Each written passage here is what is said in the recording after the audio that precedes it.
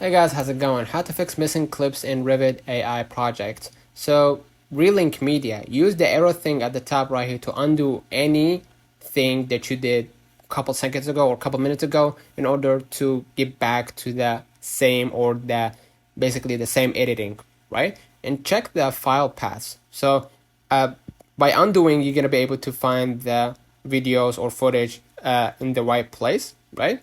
But if you have made that project a long time ago and you want to basically find that that video or footage, you could just go ahead and click the overlays and click account media, and you're gonna be able to find the footage that you added to your project, and then you're gonna be able to re-add it once again. So basically that should fix your problem. All right, avoid renaming or moving files. Keep the file names and locations consistent to prevent any issues in the future.